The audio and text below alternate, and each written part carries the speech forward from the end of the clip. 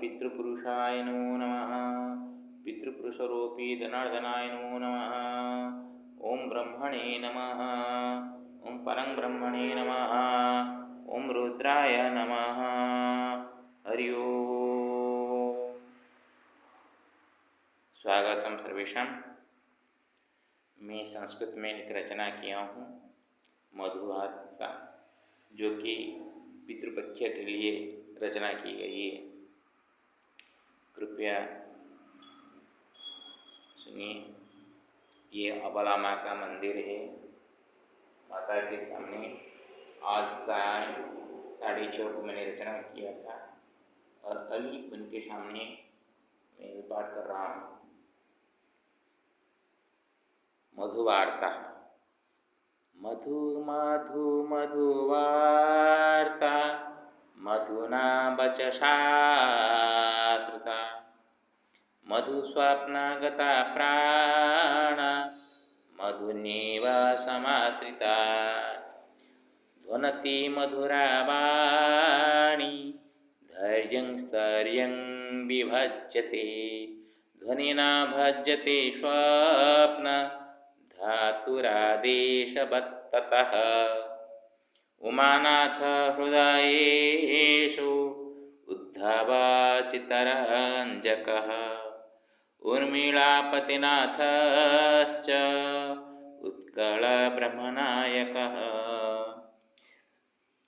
वार्तास्तस्य मधुवार्ता वार्ताभिर्मधुख्यरति। वारिधसिन्धवो नित्यं वार्तावारीख्यरन्ति च। ततोऽहं पितृपक्षे हि तादृशेन मधुगिरा। तर्पणेन यथा तृप्तिः तथैव पितॄणां कुरु।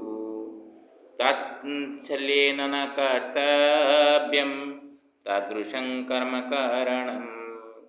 तेन कर्मकरणेन तात्सल्यं स्यात्तु जीवनम्। मधुवार्ताश्च देवानां मधुचेतासुरञ्जकः। मधुस्वप्नश्च दत्तो मे मध्वाशीषं च पितॄणाम्। मन्दिरमवलामातु द्वारकानगरी गतं। गुजरातप्रदेशेऽहं पश्यामि स्वप्नमधुना। चास्मिन् मासकृष्णे च नवम्यां तिथि चलिते। ममेष्टदेवकृतेऽहं समर्पयामि तन्मधु। हरि ओम।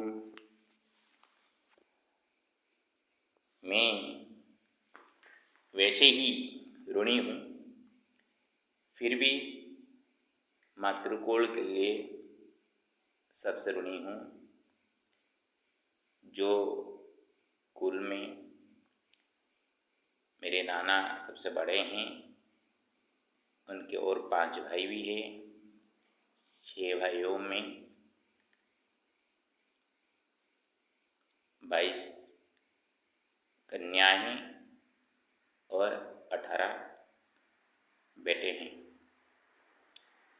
मतलब मेरा 17 मासी और 18 मामा।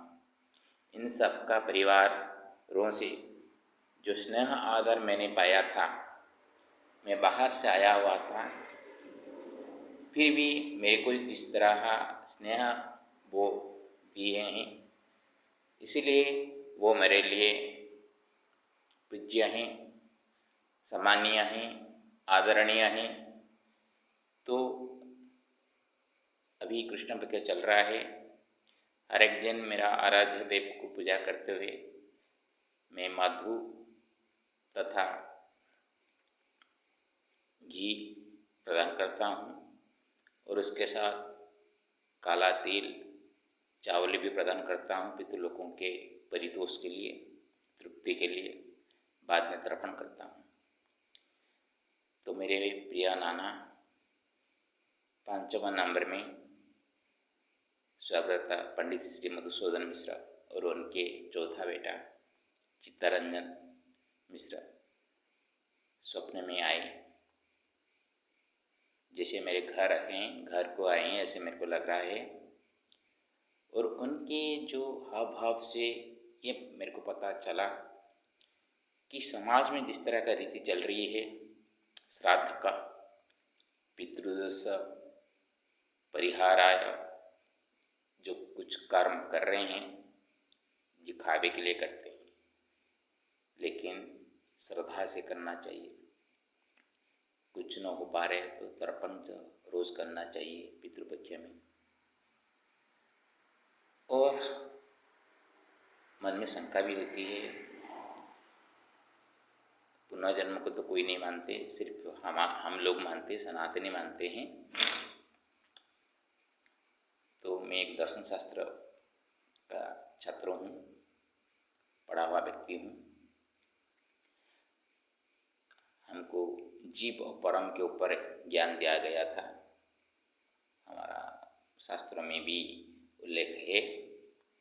और जब रथ यात्रा में रथ निकलते हैं पुरी में, रथ के ऊपर उल्टे मुख वाले तोते दो दिखाई देते हैं, जीव और परम। ये शरीर स्थूलभूत में गढ़ा है, ये तो उसको दफना दिया जाता है, जला दिया जाता है, जो भी किया जाता है वो तो नष्ट भ्रष्ट हो जाता है। सूक्ष्म रूप में जो जीव के साथ जो इंद्रियों जोड़े होते हैं वो जीव ही मरने के बाद ऊपर जाता है। और धर्म विचार होने के बाद धर्म या पाप उसके लिए नरक भोग होता है या पितृलोक को गमन होते हैं। और उससे ज़्यादा कुछ कर्म हो तो विष्णु लोक तक भी गति होती है। और जो परमात्मा रूप में जो कि निर्लिप्त रूप में रहते हैं, इंद्रियों के साथ उनका कोई जुड़ाव नहीं है, वो दूसरे जन्म में शरीर में प्रवेश कर लेते हैं। हम जब एक शरीर छोड़ के दूसरे शरीर में जाते हैं, देखिए हमारा कोई भी रूप गुण और वर्ण नहीं लेते, सिर्फ परम ब्रह्म सत्य है, वो सबके दिल में है ये बोलते हैं। इस हिसाब से ये हमारा संस्कार है कि खाना पीना ये कुछ संस्कार हमारे साथ जाते हैं। लेकिन जो कर्म से जुड़े हुए हैं जो इंद्रियों के साथ, वो जीवात्मा जब जाकर ऊपर न्याय के बाद उसको दूसरे स्थान में छोड़ा दिया जाता है।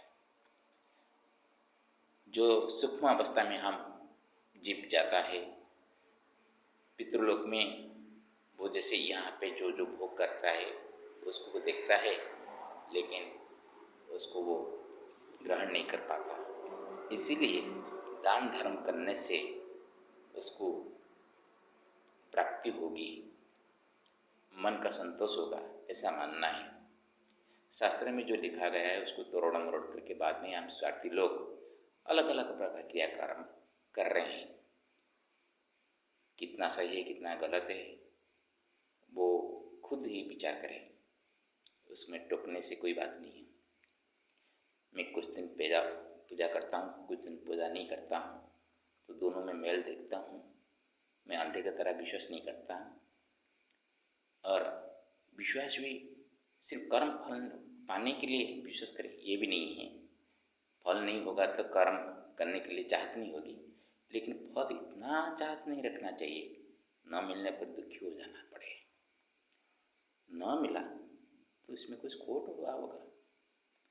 और हमारा पूर्व संस्कार कुछ है जिससे कि हमको यहाँ पे कमी दिखाई देते हैं, इसलिए मिलता नहीं है, ये सोचना चाहिए। लेकिन कोई लक्ष्य नहीं होगा प्राप्ति के लिए कोई मन नहीं चाह नहीं रहेगा तो कर्म क्यों करेगा। निष्काम कर्म का मतलब होता है कामना तो रखना चाहिए, लेकिन इतना कामना नहीं रखना चाहिए, स्वार्थी के निस्वार्थ भाव भी कुछ जड़ के रहना चाहिए। दूसरों का हित के लिए हम कुछ काम करें, वो कर्म का फल जरूर हमको प्राप्ति होगी। तो हमारे स्वार्थ के लिए ही हम जोड़े रहें, वो कर्म का फल हमको दुख ही देकर मिलेगा। सुख के साथ नहीं मिलेगा। तो कर्म फल भी जुड़ा हुआ होता है। जब जीवांश का दो भाग हो जाता है, एक भाग पितृलोक में रहता है और एक भाग कुछ अंश लेकर इंद्रियों के साथ जो दुख सुख वो पाता है, उसका जो कुछ अंश कर्म का अंश रुक जाता है, वो दूसरे शरीर ले लेता है। लेकिन जो निर्मल आत्मा के रूप में होता है वो पितृलोक में रहता है और बाद में वो उसका ऊर्ध्वगामन होकर वो विष्णु लोक प्राप्ति हो जाते हैं। इसलिए मृत्यु के बाद क्या होता है किसी को पता नहीं चलता। ये एक द्वंद्वात्मक भाव है, संदेहात्मक भाव है। लेकिन आपका कर्म के साथ सही हो तो कर्म फल भी आपको सही मिलेगा, ये सच्चाई है। और मैं तो किसी को याद नहीं करता हूँ, लेकिन तर्पण में वक्त में मैं सबको याद कर करके मैं तर्पण करता हूँ। आज मेरे को मेरे मधु नाना क्यों सपने में आए, वो मेरे को प्यारा है, मेरे को सभी नाना प्यारे हैं। अर्जुन मिश्रा मेरा भी प्यारा नाना है। लेकिन मैं ज़्यादा जिनके साथ बातचीत कर रहा था, जुक्ति कर रहा था, वो संस्कृत का पंडित थे। वो हमेशा राजनीति के ऊपर मेरे ऊपर में, उसी वक्त राजीव गांधी प्रधानमंत्री थे, वो चिढ़ा के बोलेंगे कांग्रेस ऐसा कर दिया वैसा कर दिया। तो उसी वक्त मेरा तो ज्ञान नहीं था, तो उनके साथ जुक्ति करता था। इसीलिए इस पक्ष में मैं उनको सपने में देखा। ऐसे ही कुछ विश्वास मन में रखिएगा, कभी भी पितृपुरुषों के विरोध में नहीं जाना है। हमारा जो कर्म है, कर्म करना पड़ेगा। कर्म करते करते फल मिले या ना मिले, लेकिन कभी भी मन को दुखी नहीं बनाना। तब देखेंगे ये कर्म सिर्फ हमारे लिए नहीं, हमारे बच्चों के लिए ही फायदामंद है। हम सिर्फ खाना पीना देखकर बच्चों को बड़ा कर देते हैं। बच्चे भी हमको बोलने लगते हैं पैसा नहीं है तो आपको कोई नहीं पहचानेगा। पैसा से सभी प्रकार का दुख आता है, लेकिन कर्म जिस तरह का आप अच्छी करेंगे, क्योंकि हमारा हाथ है, पैर है, बोलने का है, सुनने का है, देखने का है, ये सभी से हम कर्म करते हैं। ये कर्म हमेशा दूसरों को भलाई कैसे हो ये सोच के करें। तो यहाँ पे जीवात्मा क्या है, परमात्मा क्या है, आपको अपने आप समझ में आ जाएगा। किसी को बताना नहीं पड़ेगा। किसी का बताइए हुआ मार्ग बहुत समय तक टिक के नहीं रहता। जो अपने खुद मार्ग चुनते हैं, मार्ग में चलते हैं, वो ही मार्ग सही ठिकाना दिखाता है। लोग बोलते हैं जब ठुकरा खाना, ठुकराते ठुकराते संभल जाओगे तब तुमको पता चलेगा। क्योंकि पैदल चलता हूँ ना, इसलिए ठोकर खाना तो खाएंगे, कोई बात नहीं है। जीवन में कितने ठोकर खा के आए हैं और आगे भी खाएंगे, लेकिन अपने ईमान को नहीं छोड़ेंगे। अंधविश्वास नहीं बनना, अपने आप को परखना भी पड़ेगा। रामकृष्ण मिशन में एक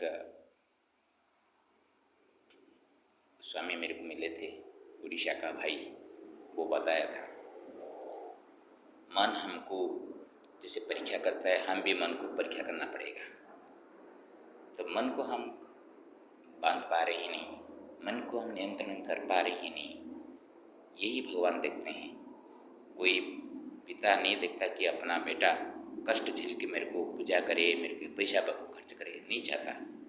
वो देखते हैं उसका भाव कैसा है। भाव का देवता वो है। और पितृलोक भी आपको कुछ नहीं मांगते, ना सोना मांगते, ना गोदान करो, सोने आपका गोदान करने से होगा, ऐसा कुछ नहीं है। आप गाय को ऐसे ही खाने को कुछ दे दो और रो कर बोल दो कि हे पितृलोक, मैं इतना निकामा कि मैं आपको देने के लिए क्षमता मेरे पास नहीं है, इसलिए मैं ये जो घास दे रहा हूँ इससे आप संतुष्ट हो जाइए। यही बड़ी बात है।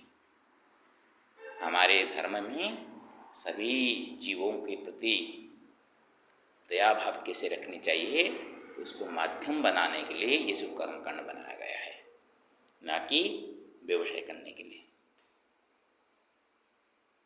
हम जैसे कुछ ऐसे स्वार्थी हैं जो कि उसको तरह तरह का बातें, विभ्रांत बातें बताकर इस व्यवसाय बढ़ाते हैं। इससे हमको कोई लेन देन नहीं है। हमारा मन चाहे तो कहाँ पे पैसा खर्च करे या ना करे, लेकिन दिल से जो करेंगे वो ही भगवान हमसे लेंगे। सबरी वो वैर को तोड़ रहा था, खरीद के नहीं लाया था, और उसके साथ व्यवसाय करने के लिए कोई नहीं था। वो खुद कर्म फल करता था, कर्म फल के हिसाब से वो